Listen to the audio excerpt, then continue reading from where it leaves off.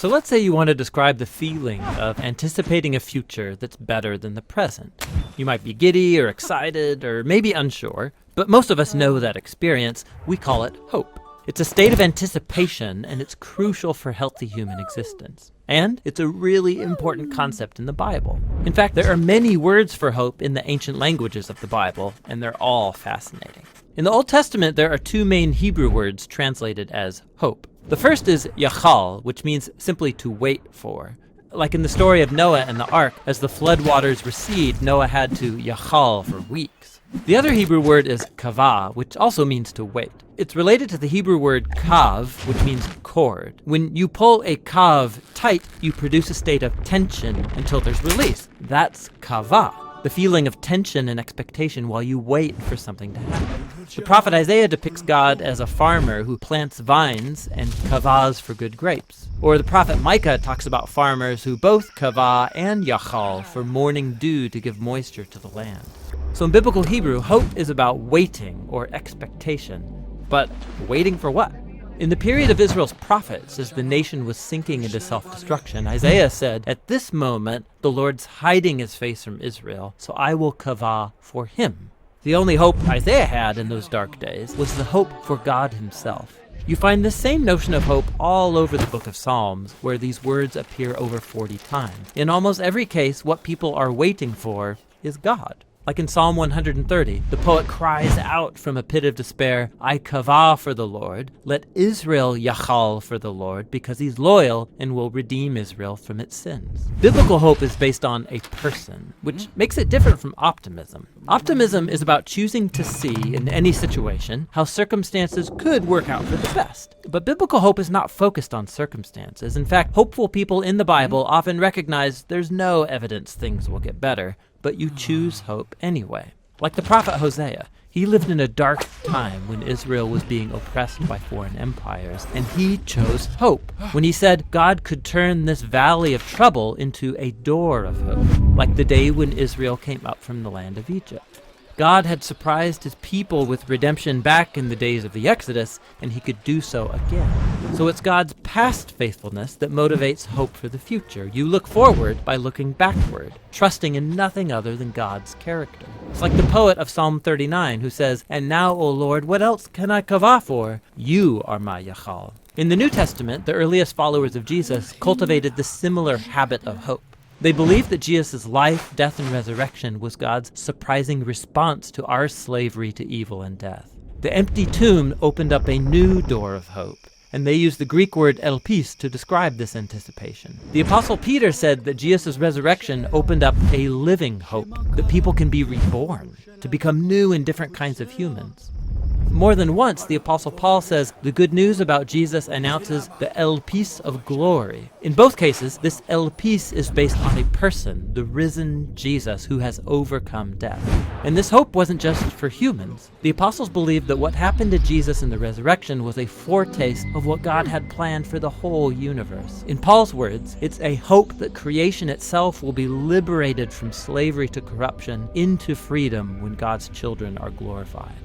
So Christian hope is bold, waiting for humanity and the whole universe to be rescued from evil and death. And some would say it's crazy, and maybe it is. But biblical hope isn't optimism based on the odds. It's a choice to wait for God to bring about a future that's as surprising as a crucified man rising from the dead. Christian hope looks back to the risen Jesus in order to look forward. And so we wait. That's what the biblical words for hope are all about. The word peace is common in most languages. People can talk about peace treaties or times of peace. It means the absence of war. And in the Bible, the word peace can refer to the absence of conflict, but it also points to the presence of something better in its place. In the Old Testament, the Hebrew word for peace is shalom. And in the New Testament, the Greek word is eirene. The most basic meaning of shalom is complete or whole. The word can refer to a stone that has a perfect, whole shape with no cracks. It can also refer to a completed stone wall that has no gaps and no missing bricks. Shalom refers to something that's complex with lots of pieces that's in a state of completeness, wholeness. It's like Job, who says his tents are in a state of shalom because he counted his flock and no animals are missing. This is why shalom can refer to a person's well-being. Like when David visited his brothers on the battlefield, he asked about their shalom. The core idea is that life is complex, full of moving parts and relationships and situations, and when any of these is out of alignment or missing, your shalom breaks down. Life is no longer whole, it needs to be restored. In fact, that's the basic meaning of shalom when you use it as a verb. To bring shalom literally means to make complete or restore. So Solomon brings shalom to the unfinished temple when he completes it. Or if your animal accidentally damages your neighbor's field, you shalom them by giving them a complete repayment for their loss. You take what's missing and you restore it to wholeness. The same goes for human relationships. In the book of Proverbs, to reconcile and heal a broken relationship is to bring shalom. And when rival kingdoms make shalom in the Bible, it doesn't just mean they stop fighting, it also means they start working together for each other's benefit. This state of shalom is what Israel's kings were supposed to cultivate, and it rarely happened. So the prophet Isaiah, he looked forward to a future king, a prince of shalom. And his reign would bring shalom with no end. A time when God would make a covenant of shalom with his people and make right all wrongs and heal all that's been broken.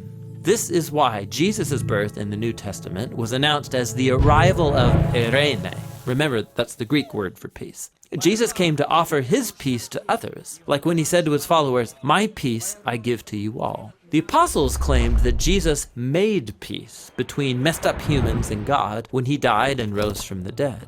The idea is that he restored to wholeness the broken relationship between humans and their creator. This is why the Apostle Paul can say Jesus himself is our eirene. He was the whole complete human that I am made to be but have failed to be. And now he gives me his life as a gift. And this means that Jesus' followers are now called to create peace. Paul instructed local churches to keep their unity through the bond of peace, which requires humility and patience and bearing with others in love. Becoming people of peace means participating in the life of Jesus, who reconciled all things in heaven and earth, restoring peace through his death and resurrection. So peace takes a lot of work, because it's not just the absence of conflict. True peace requires taking what's broken and restoring it to wholeness, whether it's in our lives, our relationships, or in our world. And that's the rich biblical concept.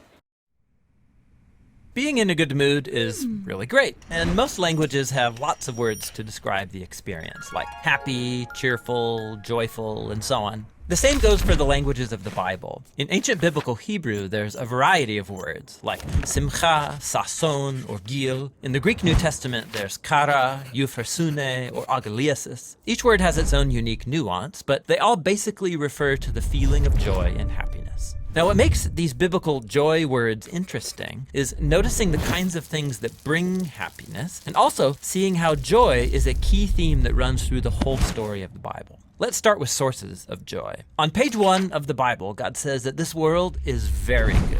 And so naturally, people find joy in beautiful and good things of life, like growing flocks or an abundant harvest on the hills. The poet of Psalm 104 says, "A good bottle of wine is God's gift to bring joy to people's hearts." People find joy at a wedding or in their children. There's even a Hebrew proverb that compares the joy that perfume brings to your nose with the joy a good friend brings to your heart. However, human history isn't just a joy fest. The biblical story shows how we live in a world that's been corrupted by our own selfishness. It's marked by death and loss. And this is where biblical faith offers a unique perspective on joy. It's an attitude God's people adopt, not because of happy circumstances, but because of their hope in God's love and promise. So when the Israelites were suffering from slavery in Egypt, God raised up Moses to lead them into freedom. And the first thing the Israelites did was sing for joy. Even though they were in the middle of a desert, they were vulnerable, the promised land was still far away, they rejoiced anyway. Later biblical poets looked back on this story and they remembered how the Lord caused his people to leave with joy, his chosen ones with shouts of joy. This joy in the wilderness, this was a defining moment, a way of saying that the joy of God's people is not determined by their struggles, but by their future destiny. This theme appears later in Israel's story, when Israel suffered under the oppression of foreign empires. The prophet Isaiah looked for a day when God would raise up a new deliverer like Moses. That's when those redeemed by the Lord will return to Zion with glad shouts, with eternal joy crowning their heads. Happiness and joy will overtake them. And while the Israelites waited, they chose joy to anticipate their future redemption. This is why it's significant that when Jesus of Nazareth was born, it was announced as good news that brings great joy. We're told that Jesus himself rejoiced and gave thanks to God his Father when he began to announce the kingdom of God. He even taught his followers the same joy in the wilderness, saying, when people reject you or persecute you for following me, rejoice, be very glad, because your reward is great in heaven. After his death and resurrection, Jesus commissioned his followers to go out and announce the good news that he was the risen King of the world. And as they did so, the early Christian communities were known for being full of joy, even when they were persecuted. Like when the Apostle Paul was sitting in a dirty Roman prison, he could say that he's chosen joy, even if he gets executed. He called this the joy of faith, or joy in the Lord. He believed it was the gift of God's Spirit, a sign that Jesus' presence is with you, inspiring hope in the midst of hardship. And when you believe that Jesus' love has overcome death itself, joy becomes reasonable in the darkest of circumstances. Now, this doesn't mean that you ignore or suppress your sorrow. That's not healthy or necessary. Paul often expressed his grief about missing loved ones or losing friends or his own freedom. He called it being full of sorrow and yet rejoicing. As he acknowledged his pain, he also made a choice to trust Jesus that his loss wouldn't be the final word. This is very different from the trite advice to turn that frown upside down. Christian joy is a profound decision of faith and hope in the power of Jesus' own life and love. And that's what biblical joy is all about.